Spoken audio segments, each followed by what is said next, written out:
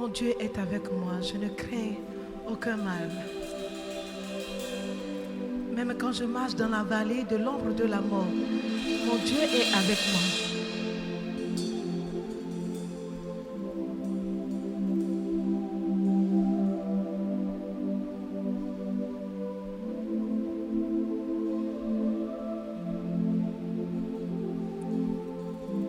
Qui peut me sauver si ce n'est toi?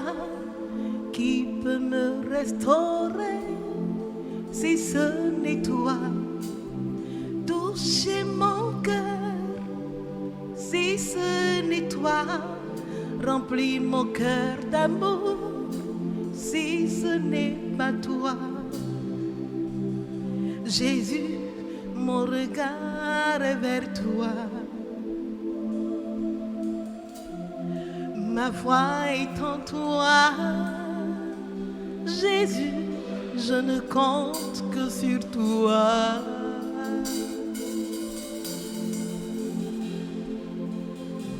Qui peut me sauver si ce n'est toi?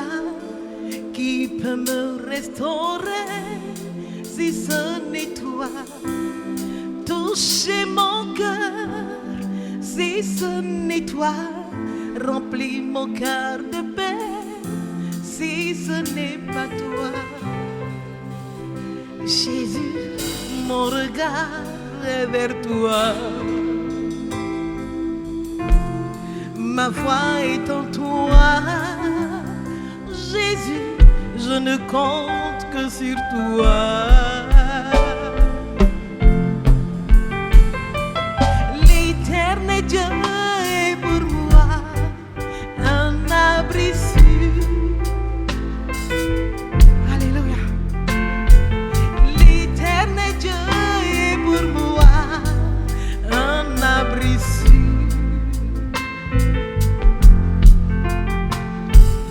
L'éternel Dieu est pour moi un abri sûr.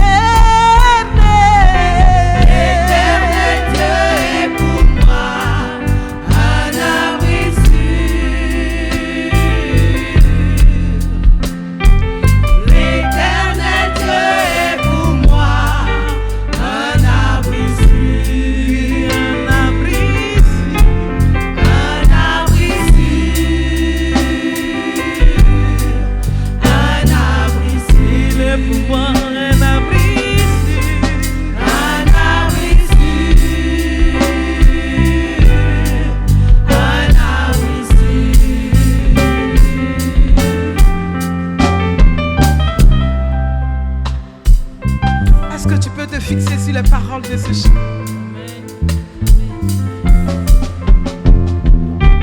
Oui, ce chant est une déclaration pour nous. Nous qui sommes enfants de Dieu. La Bible dit, nous ne devons pas promener des regards inquiets, mais de fixer notre regard sur notre Dieu.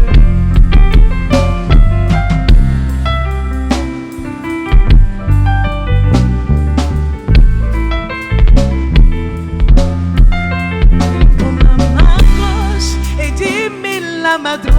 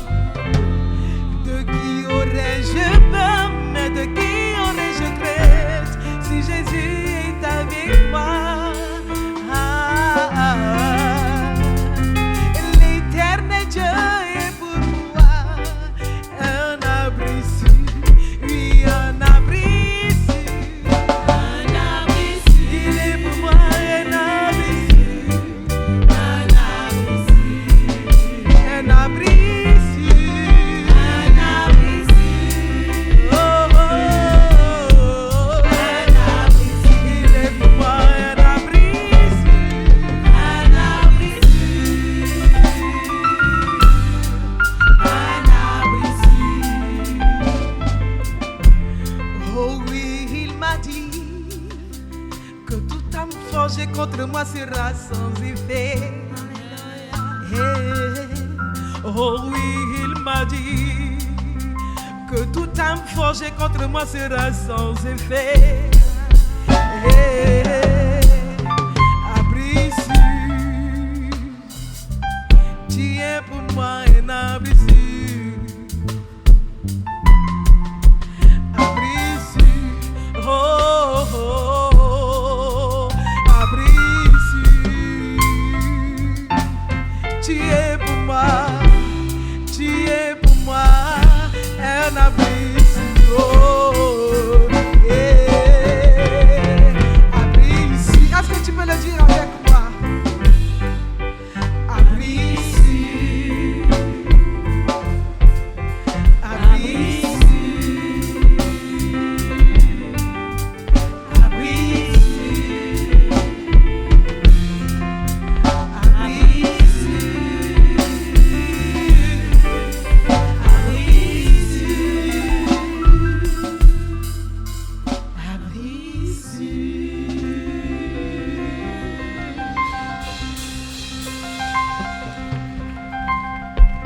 Auprès de mon Dieu, mon âme est tranquille. Je ne crains aucun mal. Même les flèches qui volent en plein jour, je ne crains aucun mal. Quand les ténèbres se déchaînent contre moi, mon Dieu est avec moi. Et c'est lui que je loue ce matin. Oh Seigneur, mon âme est tranquille auprès de toi.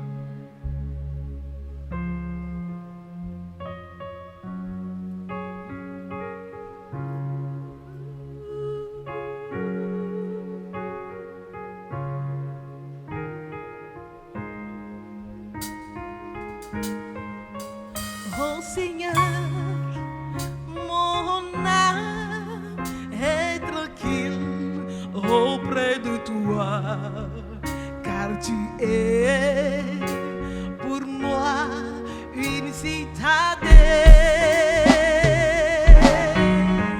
Et jamais, mon Dieu, je ne serai humilié, car mon salut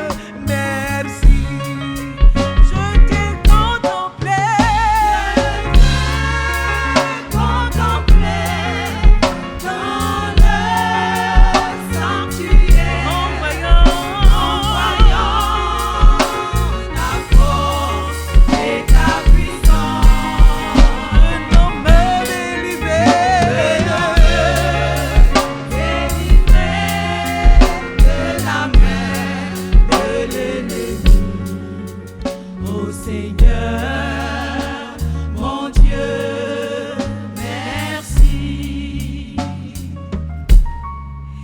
Oh Seigneur, mon Dieu, merci. Oh Seigneur, mon Dieu, merci.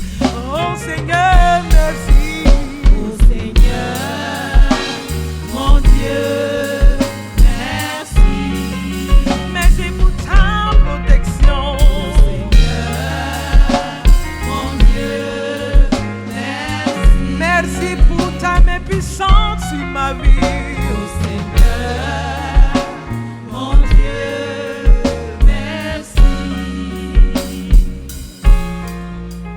Oh Seigneur, mon Dieu, merci.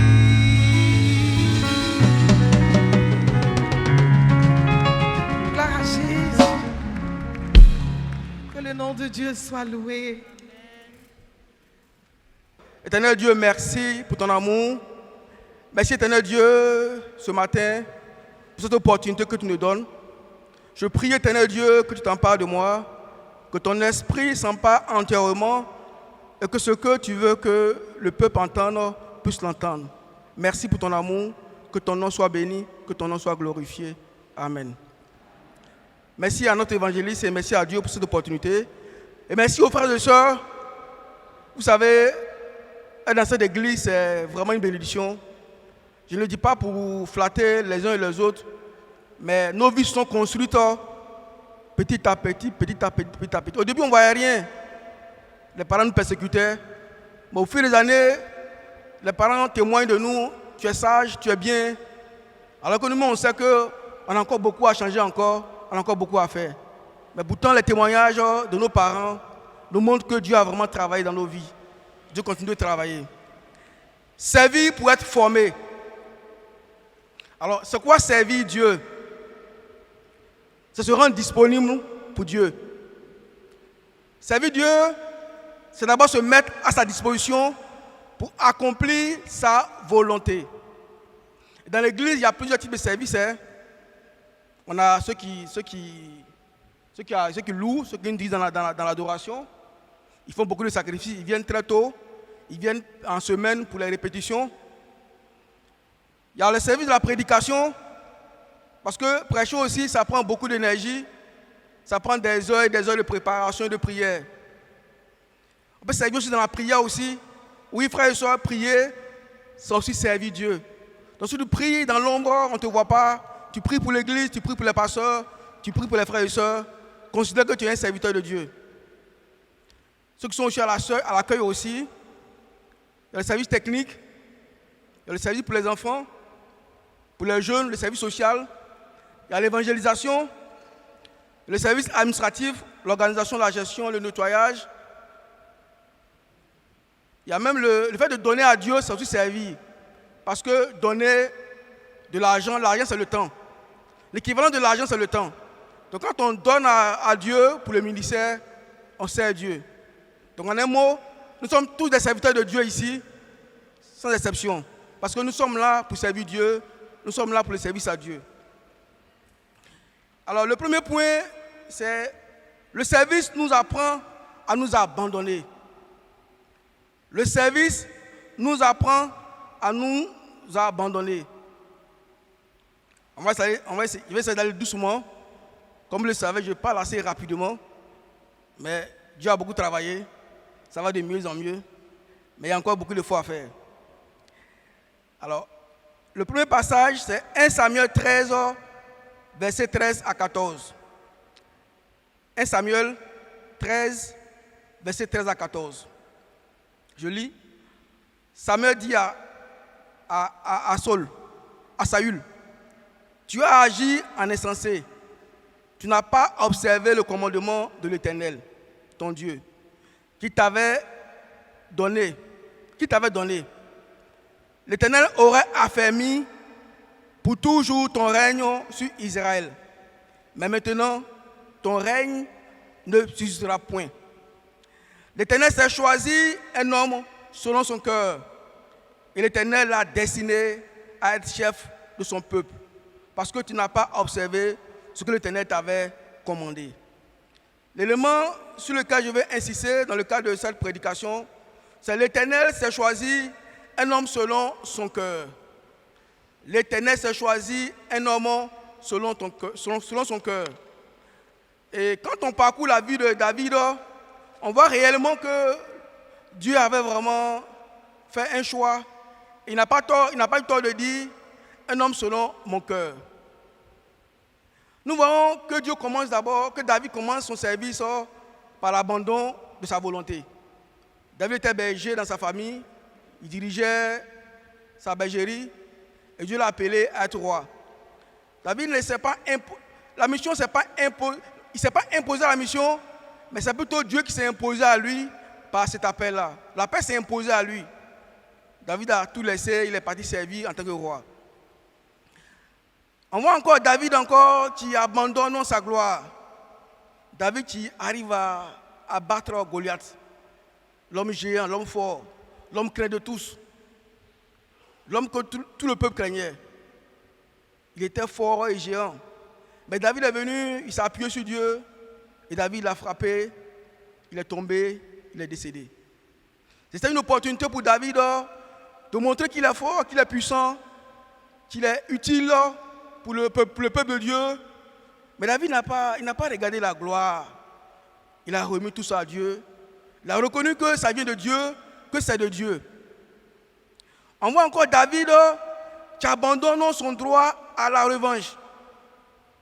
Vous voyez, quand le roi Saül a poursuivi David durant des années, David avait l'opportunité de mettre fin à cette poursuite. Il avait la possibilité de tuer le roi Saül, mais David a dit, je ne tuerai pas le oint de l'Éternel. Il avait le droit de se venger, parce que si c'était vous et moi, si c'était moi, peut-être que j'aurais mis fin à sa vie. J'aurais dit, mais Dieu m'a remis mon ennemi entre mes mains pour que je puisse l'achever. Je l'aurais certainement achevé. Mais David n'a pas fait ça. Il a abandonné son droit à la revanche. David encore, il s'abandonne dans la repentance. Il dit en Psaume 51, « Ô Dieu, aie pitié de moi dans ta bonté. Selon ta grande miséricorde, efface mes transgressions. » David s'humilie complètement. Il s'humilie complètement devant Dieu. On voit que David s'est vraiment abandonné dans les mains de Dieu. Il s'est dit, Seigneur, me voici, fais de moi ce que tu veux. Non pas comme je veux, mais comme tu veux. David s'est abandonné. Ouais. Et vous et moi, on s'est abandonné dans les mains de Dieu. Parce que quand on venait à Dieu, c'était dans nous, on ne comprenait pas grand-chose. On dit, viens, tu la Bible, tu as fait 9 études bibliques, on te baptise. Mais il y a plein de choses qu'on ne comprenait pas encore. Mais on a eu confiance en Dieu. On s'est totalement abandonné dans les mains de Dieu. Il y a d'autres même qui ont laissé tomber leurs rêves. Les rêves de jeunesse pour d'autres rêves. Pour le rêve de Dieu. Il y a des gens qu'on avait affectés à l'intérieur, qui ont refusé de partir parce qu'ils se sont dit que ce n'est pas le moment de partir. Ils sont abandonnés dans les mains de Dieu. Donc servir Dieu, c'est s'abandonner dans les mains de Dieu. Et David l'a fait. Il l'a fait en s'abandonnant dans la main de Dieu. Et dans notre parcours, il a eu souvent des moments de faiblesse, comme David. Mais David, en tant que serviteur, il s'est humilié, il s'est repenti, il a continué à mener la course. Donc servir Dieu, c'est aussi ça. On peut prendre des coups, mais quand on veut être un serviteur, quand on veut être un grand serviteur, un bon serviteur, quand on prend des coups, on s'humilie et on prend un nouveau départ. On se répand et on prend un nouveau départ. 2 Timothée 2, verset 15. 2 Timothée 2, verset 15. La Bible dit, « Efforce-toi de te présenter devant Dieu comme un homme éprouvé, un ouvrier qui n'a point à rougir, qui dispense droitement la parole de la vérité. » La Bible dit, « Efforce-toi ». S'efforcer, ça veut dire que ça ne sera pas facile.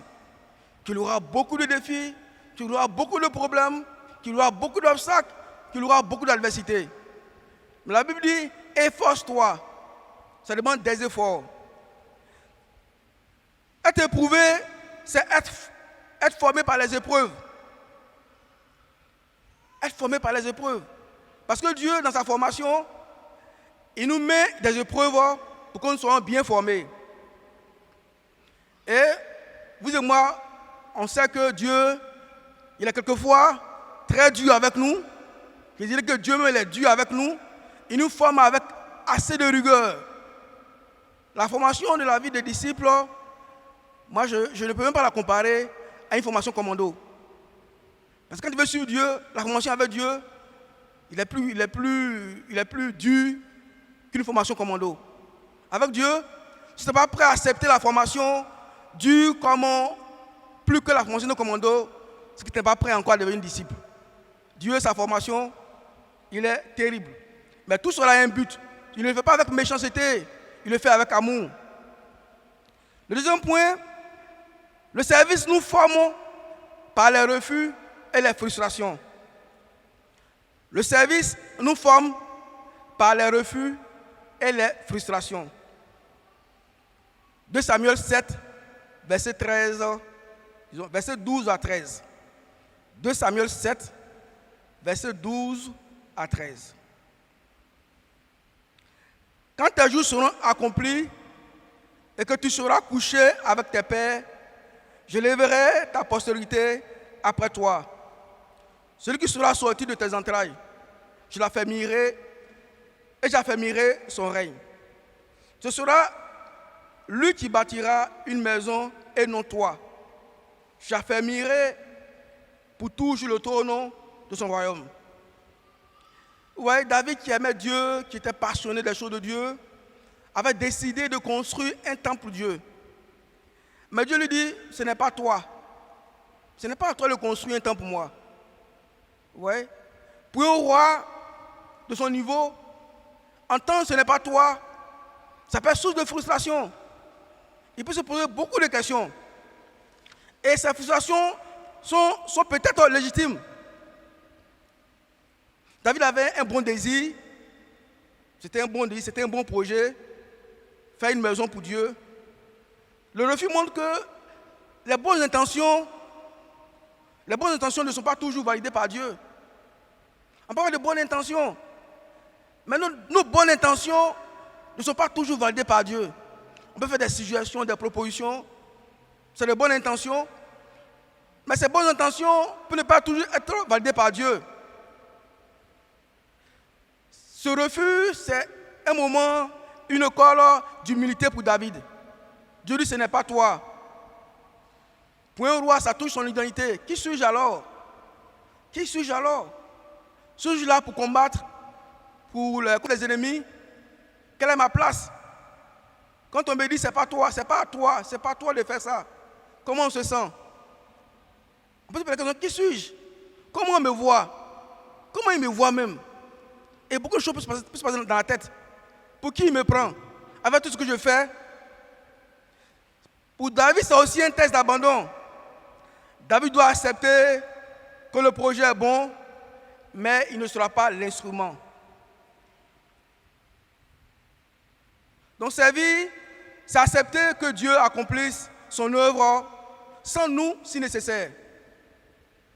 Donc Dieu peut accomplir son œuvre sans nous si nécessaire. Si telle est sa volonté, que Dieu le fasse. David aussi, il devait renoncer à la gloire encore à ce niveau. Parce que construire un temple, c'est quelque chose d'historique. C'est quelque chose de visible. C'est quelque chose de glorieux. Le temple. Nous ici, on en est fiers. On est fiers de voir ce temple. Notre génération est fière de voir ce temple. On est fiers d'avoir acquis ce terrain. On est content d'avoir contribué à cet édifice. On est heureux, on est content, on est fiers. On vient avec fierté. Vous voyez? Parce que c'est un très beau temple. Donc imaginez David qui n'a pas cette opportunité de construire un temple pour Dieu. Ça peut être des sources de frustration, vu le niveau qu'il avait, vu l'engagement qu'il avait. Donc face à ces frustrations, David apprend à penser au-delà de lui, au-delà de sa personne. Il décide alors de préparer le matériel et de laisser la place à son fils Salomon pour la construction du temple. Il apprend à investir pour les générations suivantes. Donc le refus de Dieu ne signifie pas que tu es inutile. Il signifie souvent que tu n'as pas la place que tu pensais en ce moment. Dieu ne nous appelle pas toujours à accomplir, mais parfois Dieu nous appelle à préparer. Et la réalité du service, c'est que quoi? On peut faire des efforts, mais ces efforts peuvent ne pas être reconnus. On peut subir des frustrations, des refus, des critiques. Je sais qu'il y a eu des fois où les dirigeants ont critiqué peut-être la manière d'habiller. Frère, tu ne peux pas venir prier si tu t'habilles, tu ne peux pas venir passer devant avec si tu t'habilles. J'ai vu des gens se fâcher et dire, si c'est comme ça, je ne passe plus devant. On a vu plein de situations comme ça. Parce qu'on t'a fait des reproches sur ton habit, tu dis non, c'est comme ça, moi je ne passe plus devant, je ne prêche plus. Mais qu'est-ce que le service a formé dans ton cœur? Quelle formation tu as eue? Quel changement tu as eu de par ton service? Dans le service, on peut lui faire des reproches. Souvent, ces reproches-là ne sont même pas faits avec un gant. C'est de façon directe, comme David. Ce n'est pas toi. Dieu n'a pas dit merci pour ce que tu as fait, merci pour ton effort, merci pour ce que tu as accompli, mais le temple, ce n'est pas toi. Dieu lui a dit ce n'est pas toi, ce n'est pas toi. Il n'a même pas porté de gants. Oui. Et très souvent, on se fiche sur la façon de faire. Et pour ça, on abandonne le service. On dit c'est comme ça, je ne ferai plus de formation. Alors que je ne ferai plus le service. Alors que Dieu nous a donné le service pour nous former. Dieu nous a donné le service pour nous former, pour changer nos cœurs. Je me rappelle bien quand j'étais président de l'ACE, l'Association chrétienne estudiantine au campus. Une fois, on avait organisé une manifestation, un culte, mais qui était couplé à une manifestation pour les étudiants. On avait mis beaucoup d'énergie. Et quand on est arrivé, le dirigeant est venu prêcher. Quand il a fini de prêcher, il dit, bon, il y a une réunion à la bourse de travail, il y a une réunion au forum, qu'on devait tous se rendre au forum. Donc tout ce qu'on a prévu par la suite là, était annulé. Waouh! Avec tant d'énergie, on a mis, quelle frustration.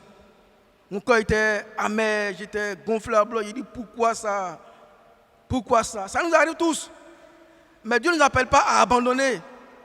Dieu nous appelle à retravailler, à reconstruire notre cœur et à reconstruire notre service. Dans la frustration, il y en a de plusieurs types. Souvent, on a fait des suggestions, souvent même pendant les AG. On a souvent fait des suggestions qui n'ont pas été validées. On n'est pas Dieu. Mais souvent, on pense qu'on est Dieu. Pourquoi ils n'ont pas retenu ma suggestion? Pourquoi j'ai dit ça? Ils n'ont pas fait. Les dirigeants n'écoutent pas. Ouais, là où on peut aller, juste où on peut aller. Le refus, ça veut dire qu'on doit reconsidérer. On doit revoir notre position. On doit retravailler, on doit reconsidérer. Donc Dieu va former notre caractère. Dieu formera notre caractère. Dieu ne nous amène pas à abandonner parce qu'il y a un refus, ou bien parce qu'ils n'ont pas accepté nos suggestions. Comment te sens-tu? La question, comment te sens-tu quand tes idées ne sont pas retenues? On sait que tu aimes Dieu, tu es passionné pour Dieu, mais tes idées là, peut-être c'est Dieu qui ne veut pas, peut-être Dieu veut, peut-être ce n'est pas le moment. Quand Dieu dit non, comment on réagit? Quand Dieu dit non, comment on réagit? Quand par exemple tu es venu à Dieu, comme la soeur le témoignait, elle s'est donnée pleinement à Dieu depuis l'enfance. Elle a vécu dans la chasteté. Et elle doit se marier, les problèmes d'enfants. Souvent Dieu peut dire non pour le moment. Il dit ce n'est pas le moment, attends encore. Comment on se sent par rapport à ce refus? Quand on se donne pleinement à Dieu, on a travaillé pour Dieu, on vient, on chante, on nettoie le temple, on fait tout ce qu'il faut. Et on demande une chose à Dieu, Dieu te dit non. Et souvent Dieu te dit non sans explication. Il ne te dit pas, il te donne après. Attends un peu. Il ne te dit rien. Souvent, on est confus. On est confus. Dis, mais on est totalement confus. Dieu, tu te poses des questions. Et certaines personnes même, ils mettent en doute leur conversion. Est-ce que je suis vraiment de Dieu? Est-ce que j'appartiens à Dieu? Ils mettent en doute l'Église. Est-ce que l'Église a l'Esprit Saint, le Saint-Esprit? On se pose plein de questions. Plein de questions. Le témoignage de la soeur là, si on analyse bien, on va voir là où le Saint-Esprit agit. Si on analyse bien. Peut-être on n'a pas mis le mot sur le Saint-Esprit, mais si tu analyses bien, tu verras les points où le Saint-Esprit a parlé à son cœur. Le Saint-Esprit, il est bien présent. Il est bien présent. Mais quand Dieu nous refuse quelque chose, c'est souvent un sujet pour s'éloigner de Dieu. C'est un sujet pour s'éloigner de Dieu. Est-ce que c'est ce que Dieu veut?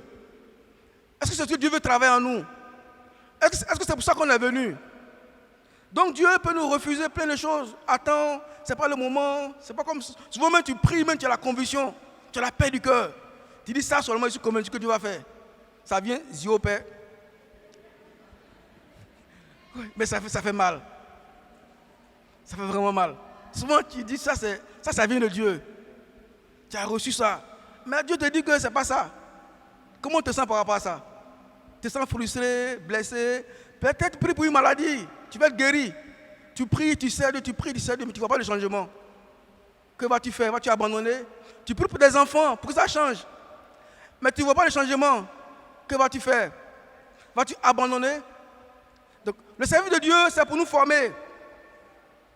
Dieu espère nous former dans le service. Dieu espère nous former dans le service. J'ai vu des gens dire, moi je ne donne plus le collège spécial. Parce que tant. Est-ce que c'est la vertu de Dieu? Je ne pense pas. Ce service que tu rends en Dieu, Dieu veut te former. Mais tu refuses la formation. Tu dis non, c'est comme ça, je ne le fais plus. Le seul mécanisme de défense que tu as trouvé, c'est de dire non, je ne le fais plus. Est-ce que tu es remis en cause? Est-ce que c'est changé de stratégie? Et voici plein de choses qui peuvent détruire notre relation avec Dieu. Le troisième point, c'est servir. Le service nous forme par les blessures. Le troisième point, le service nous forme par les blessures. Très souvent, on voit les frustrations, les blessures comme des énergies négatives. Alors que ces blessures, ces frustrations sont pour Dieu une énergie positive. Vous et moi, on ne serait pas arrivés là où nous sommes arrivés si on n'a pas eu de frustration dans la vie. On était frustrés dans notre parcours, à l'école, à la maison. On était frustrés. Mais ces frustrations nous ont amenés à fournir plus d'efforts. Peut-être on est issu de familles assez modestes, comme la mienne. Mais on a subi des frustrations à l'école, où on dit ta chaussure en caoutchouc. On voit ta chaussure, on dit toi ta chaussure c'est en caoutchouc. Tes amis te disent ça. Je sais que beaucoup d'entre nous, on a subi ces frustrations. Où tu n'arrivais pas peut-être à manger à midi, à 10 heures. Quand je vois mes amis avec un long pain à 10 heures, bien garni, je dis mais ils font comment pour avoir même? Comment les parents font pour avoir tout l'argent tous les jours? C'était étrange. Mais c'était des bonnes frustrations. C'était des bonnes frustrations. Ces frustrations nous ont poussé à fournir des efforts. Donc les frustrations, que ce soit à l'église ou ailleurs, c'est une source, c'est une énergie, c'est un moyen, c'est un outil que Dieu utilise pour nous former. Le service, nous formons par les blessures. Troisième point. 1 Pierre 2, verset 23. La Bible dit, en 1 Pierre 2, verset 23, lui qui injuriait ne rendait point d'injure, maltraitait, ne faisait point de menaces, mais s'en remettait à celui qui juge justement. On voit que Jésus n'a pas répondu aux insultes. Il n'a pas menacé, il a remis tout à Dieu. Dans notre service, on peut être blessé. Dans notre service, on peut être blessé. Si on est blessé, on peut pleurer. Quelque chose qui fait mal, tu peux pleurer, tu peux avoir mal. C'est normal, tu te sens blessé. Mais est-ce parce que tu es blessé qu'il faut remettre tout en cause, ta foi en cause? Donc, on est tous frustrés. On fait des efforts pour ne pas frustrer. Mais ça va arriver. Parce que nous sommes des frères et sœurs, parce que nous sommes des hommes. Mais cette frustration doit nous amener à construire notre relation avec Dieu. Parce que Christ même, il a été injurieux, il a été frustré, mais il n'a pas abandonné la mission. On peut faire des remarques sur tout, notre habillement, notre façon de faire, mais comment nous prenons ça? Est-ce que nous pensons que c'est une formation que Dieu est en train de nous faire, ou bien c'est une occasion de chute? J'ai participé, je ne sais pas si vous avez partagé ça une fois ici, j'ai participé à une séance d'évaluation psychosociale d'un groupe de pasteurs d'une église de la Côte d'Ivoire.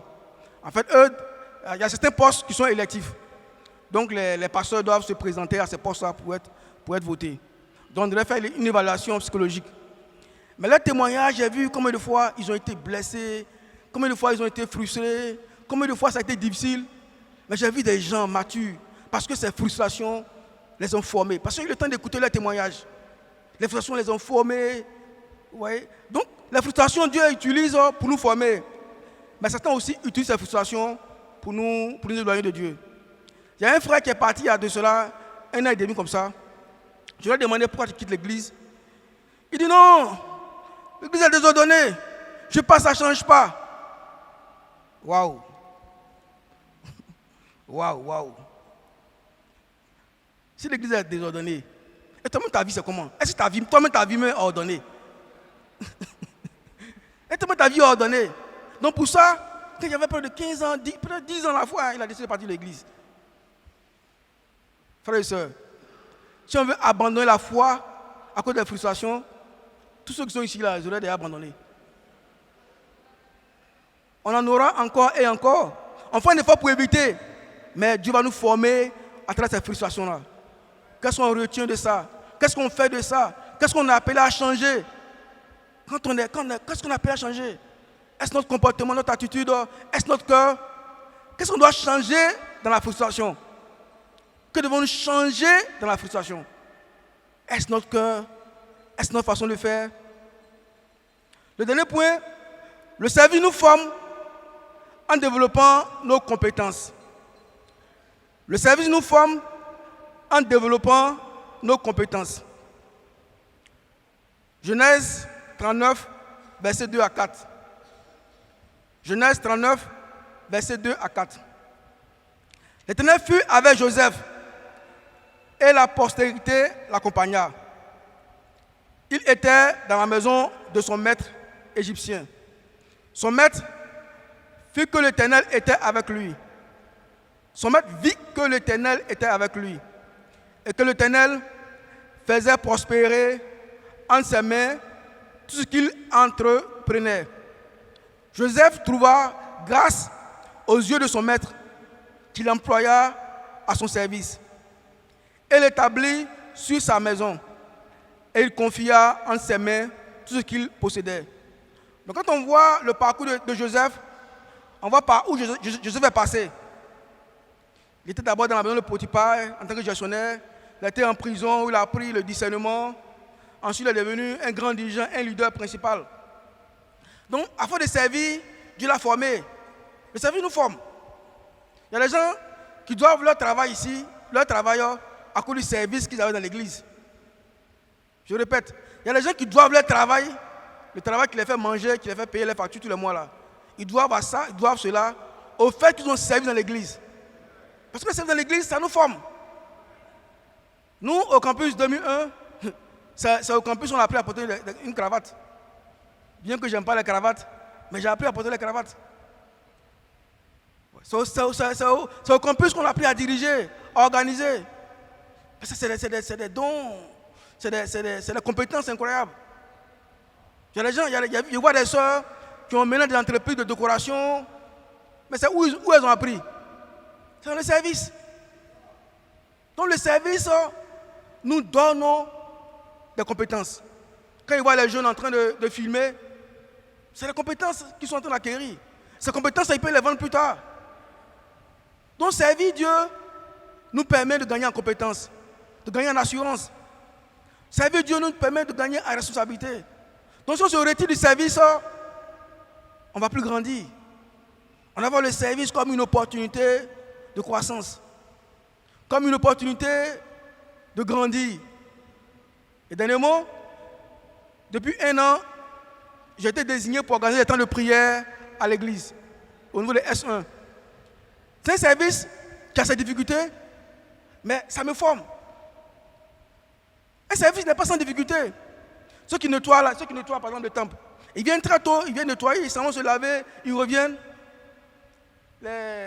Nos frères et soeurs de la chorale, souvent ils sont obligés de venir à Yango, de payer les transports pour venir à Yango, et la famille vient après.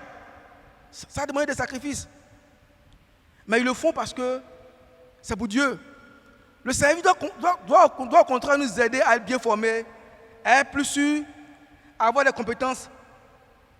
La Bible dit en Luc 16, verset 10, Luc 16, verset 10, celui qui est fidèle dans les moindres choses, là aussi dans les grandes. Celui qui est injuste dans les moindres choses, là aussi dans les grandes. Donc, avec Dieu, en fait, on doit pouvoir être fidèle. Si on est fidèle, Dieu va nous former. Dieu nous forme à être fidèle. Quand on sert Dieu, Dieu nous forme à être fidèle. Il nous forme à être fidèle. Quand je vois, par exemple, des gens qui sont au repas du Seigneur, moi j'étais au repas du Seigneur, je pense que autour de peut-être 2003, 2004, mais je vois des frères qui sont encore au repas du Seigneur, j'ai laissé là-bas, ils sont encore là-bas depuis des années, je dis waouh, quelle fidélité, quelle fidélité. Je connais des frères qui sont chantres depuis qui sont entrés à l'église, ils n'ont jamais laissé. Quelle fidélité. Donc Dieu nous forme à la responsabilité. Dieu nous donne des compétences. Dieu affine notre caractère. Parce que le service, c'est un lieu aussi où nos caractères sont mis à nu. Où nos faiblesses sont mises à nu pour que Dieu continue de travailler sur nos vies.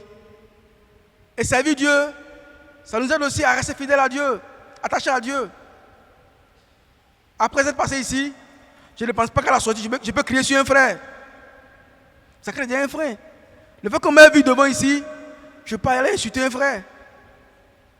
Parce qu'on m'a vu prêcher. Ça m'amène à quoi? À m'améliorer dans mon comportement. Donc servir Dieu doit nous amener à nous améliorer dans nos comportements, à changer nos cœurs.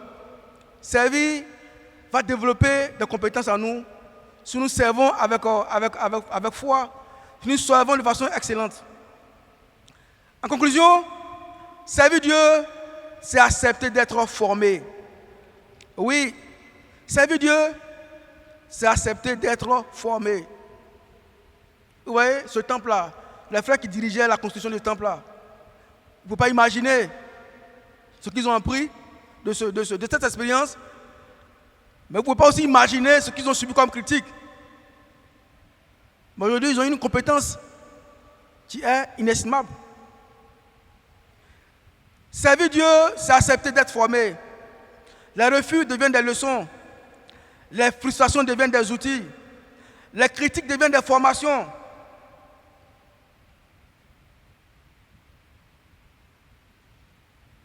Servir Dieu, ce n'est pas perdre sa vie. Ce n'est pas perdre son temps. C'est entrer dans un processus de transformation. C'est pour devenir un instrument utile entre les mains de Dieu. Donc servir Dieu, c'est accepter de rentrer dans un processus de formation et qui a un début, mais qui n'a pas de fin. Frères et sœurs, merci pour votre aimable attention et que Dieu vous bénisse.